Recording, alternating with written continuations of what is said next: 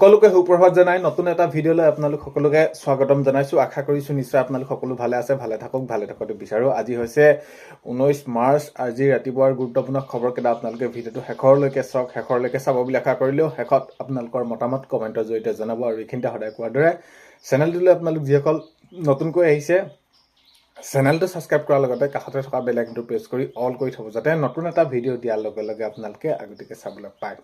যদি ভিডিঅ'টো চাই ভাল পায় লাইক এটা কৰি দিব আৰু শ্বেয়াৰ কৰি দিব বুলি আশা কৰিলোঁ। প্ৰথমটো খবৰ হৈছে পদুত বৰদলৈ পদত্যাগ কৰা সিদ্ধান্তৰ দুৰ্ভাগ্যজনক। গৌৰৱ গগৈ ডাঙৰীয়াই মন্তব্য কৰিছে। গৌৰৱ গগৈ ডাঙৰীয়াক প্ৰশ্ন উত্থাপন কৰা হৈছে যে এই যে আপুনি সভাপতি ল'লে তাৰ পিছৰ পৰা এনেকুৱা ধৰণৰ কাৰ্যবিলাক বহুত বেছি হৈ আছে, বা এই যে এতিয়া নিৰ্বাচনৰ ২৬ নিৰ্বাচনৰ প্ৰাক্ষণত এতিয়া আপোনালোকৰ দলৰ পৰা বিভিন্ন নেতা তেনেদৰে বিভিন্ন দলত ত্যাগ কৰিছে, দলত যোগদান কৰিছেগে ত্যাগ কৰি। তো এইখিনি ক্ষেত্ৰত কি ক'ব? আজি এতিয়া বৰ্তমান যদি পদুত বৰদলৈৰ কথা আপুনি ক'ব লগা হয় বা পদুত বৰদলৈ পদত্যাগৰ কথা, তো গৌৰৱ গগৈ ডাঙৰীয়াই মন্তব্য কৰিছে যে পদুত বৰদলৈ পদত্যাগ কৰা সিদ্ধান্ত দুৰ্ভাগ্যজনক বুলি মন্তব্য কৰিছে গৌৰৱ গগৈ ডাঙৰীয়াই।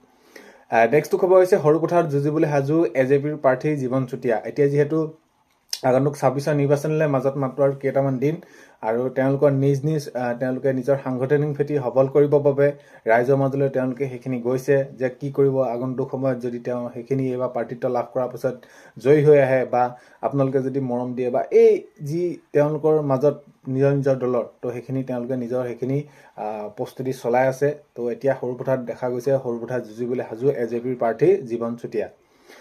নেক্সট খবৰ হৈছে পদুত বৰদলৈ দলত্যাগ কংগ্ৰেছৰ একো ক্ষতি নকৰে। ৰকিবুল হুছেইন ডাঙৰীয়াই মন্তব্য কৰিছে, ডাঙৰ মন্তব্য কৰি কৈছে যে পদুত বৰদলৈ যিহেতু দলত্যাগ কৰিছে, দলত্যাগ কৰিলেও কংগ্ৰেছৰ একো ক্ষতি নহয় বুলি মন্তব্য কৰিছে। এতিয়া এক প্ৰকাৰে যদি আমি চাওঁ তেনেহ'লে কংগ্ৰেছৰ ৰকিবুল হুছেইন থকাৰ বাবে এনেকুৱা ধৰণৰ সিদ্ধান্তবোৰ ল'বলগীয়া হৈছে। প্ৰাৰ্থীসকলে এনেকুৱা ধৰণৰ মন্তব্য কৰাৰ পিছতে ৰকিবুল হুছেইন ডাঙৰীয়াই কৈছে যে এই যে পদুত বৰদলৈ এতিয়া দল ত্যাগ কৰিলে, কংগ্ৰেছ দল ত্যাগ কৰিলে একো ক্ষতি নহয় বুলি ৰকিবুল হুছেইন ডাঙৰীয়াই মন্তব্য কৰিছে। নেক্সট খবৰ হৈছে পদুত বৰদলৈ পুত্ৰ প্ৰাৰ্থীটোক লৈ কেন্দ্ৰীয় নেতৃত্বই সিদ্ধান্ত ল'ব।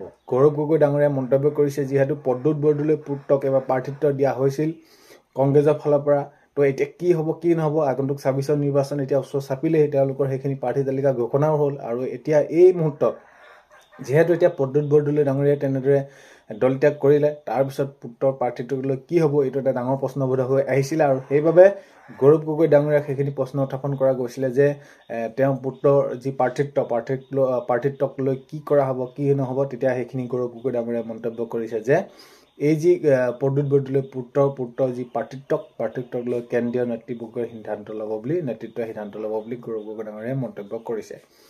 নেক্সটটো খবৰ হৈছে কংগ্ৰেছক ডুবাই শেষ কৰিলে গৌৰৱ গগৈয়ে।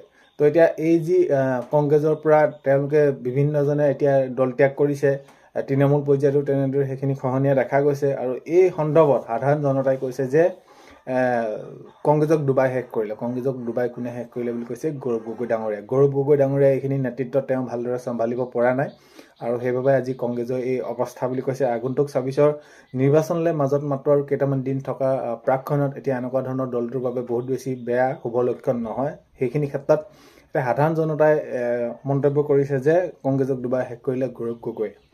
নেক্সট খবৰ হৈছে অখিল গগৈৰ লগত আমি ফোনযোগে কথা পাতিছোঁ। এতিয়া আগন্তুক ২৬ নিৰ্বাচনত এইবাৰ যিহেতু তেনেদৰে কংগ্ৰেছৰ লগত ৰাইজৰ দলৰ লুইনজ্যোতি দলৰ এজেপিৰ সেইখিনি সকলোখিনি দল একত্ৰিত হৈ যাতে এইবাৰ বিজেপিক পৰাস্ত কৰিব লাগে, সেই হেতুকে প্ৰথম পৰ্যায়ৰ পৰা তেওঁলোকে সেইখিনি মিত্ৰতা হৈ খেলাৰ কথা প্ৰসংগ উল্লেখ হৈ আছিলে। কিন্তু মাজতে ৰাইজৰ দলৰ লগত যি মিত্ৰতা প্ৰসংগ যেনেকুৱা ধৰণৰ এটা খেলি মেলি হৈ পৰিলে, তাৰপিছত ৰাইজৰ দলে প্ৰাৰ্থী তালিকা ঘোষণা কৰিলে, কংগ্ৰেছৰ ফালৰ পৰা সেইখিনি হ'ল। আৰু অখিল গগৈ ডাঙৰীয়াই কি কৈছে আপোনালোকে ইতিমধ্যে সকলোখিনি কথা গম পাইছে যে ভগা বিয়াত উৰুলি দিয়া এনেকুৱা ধৰণৰ মন্তব্য কৰিছে অখিল গগৈ ডাঙৰীয়াই। তো এতিয়া এই সন্দৰ্ভত যিহেতু অখিল গগৈ ডাঙৰীয়াই তেনেদৰে মন্তব্য কৰাৰ পাছত অখিল গগৈ ডাঙৰীয়াই কৈছে আমিতো প্ৰাৰ্থী এতিয়া ঘোষণা কৰিলোঁ, অলপমান আমাক টিকেট বিচাৰিও সেইখিনি আমি আমাৰ কাম কাজ আগুৱাই নিলোঁ।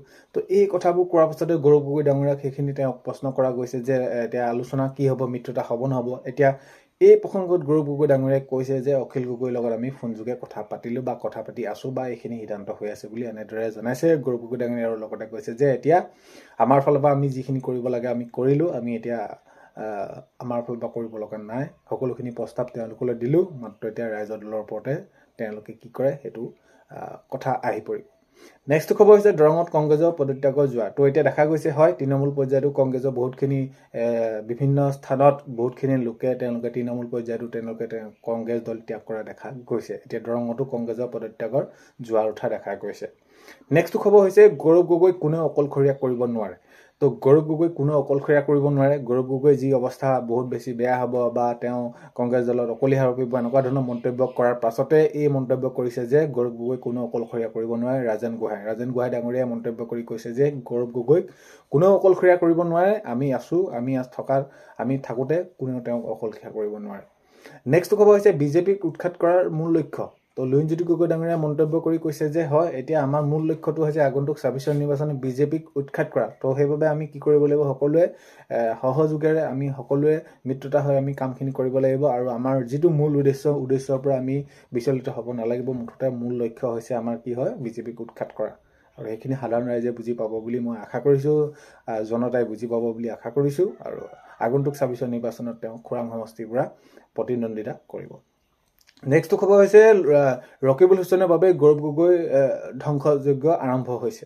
তো এইদৰে মন্তব্য কৰিছে হয় ৰকিবুল হুছেইনৰ বাবেই, ৰকিবুল হুছেইনে যি তেওঁ সেইখিনি দলৰ হৈ প্ৰচাৰ কৰিছে বা তেওঁ সেইখিনি যি ৰাজত্ব কৰিছে তাৰ বাবে গৌৰৱ গগৈ ধ্বংস আৰম্ভ হৈছে বুলি কৈছে। নেক্সট খবৰ হৈছে মোক কংগ্ৰেছত অপমান কৰিলে। প্ৰদ্যুৎ বৰদলৈয়ে যেতিয়া নেকি এইখিনি কংগ্ৰেছৰ দল ত্যাগ কৰিলে তাৰ পিছৰ পৰা তেওঁ সেইখিনি কৈছে যে মই যিখিনি পাব লাগিছিলে বা যেনেদৰে মোক সন্মান দিব লাগিছিলে সন্মান নাপালোঁ, মই বহুত বেছি অপমান পালোঁ আৰু অপমান কৰাৰ বাবে মই এইখিনি দল ত্যাগ কৰিবলৈ বাধ্য হ'লোঁ বুলি প্ৰদ্যুৎ বৰদলৈ ডাঙৰীয়াই মন্তব্য কৰিছে। নেক্সট খবৰ হৈছে মনোনয়ন পত্ৰ সংগ্ৰহ কৰিবলৈ বৰপেটাত দেখা গ'ল শুকুৰালীক দেখা গ'ল মনোনয়ন পত্ৰ সংগ্ৰহ কৰিবলৈ বৰপেটাত তেওঁ যোৱা দেখা গ'ল শুকুৰালীক। নেক্সট খবৰ হৈছে আমি সিদ্ধান্ত জনালোঁ এতিয়া অখিল গগৈ কথা মিত্ৰতাৰ ওপৰত। তো এতিয়া হয় গৌৰৱ গগৈ ডাঙৰীয়াই মন্তব্য কৰিছে, মই কৈছোঁ যে হয় এতিয়া আমাৰ ফালত কোনো ধৰণৰ এতিয়া তেওঁলোকৰ ফালে নাই সিদ্ধান্ত অখিল গগৈ ডাঙৰীয়া ৰাইজৰ দলৰ ওপৰত আমি যিখিনি ক'ব লগা আছিলে ক'লোঁ শেষ পৰ্যায়ত। এতিয়া তেওঁলোকৰ ওপৰত কথা মিত্ৰতা কি কেনেদৰে তেওঁলোকে আগবঢ়ায়। নেক্সট খবৰ হৈছে এদিন সময় হ'লে দল ত্যাগ কৰিব, এদিন এনেকুৱা ধৰণৰ সময় আহিব, সময় আহিলে দল ত্যাগ কৰিব দেৱব্ৰত শইকীয়াই। তো ভূপেন বৰা ডাঙৰীয়াই মন্তব্য কৰি কৈছে যে যদি সময় আহি যায় অতি সোনকালে সময় আহিলে দেৱব্ৰত শইকীয়াই দল ত্যাগ কৰিব বুলি কৈছে।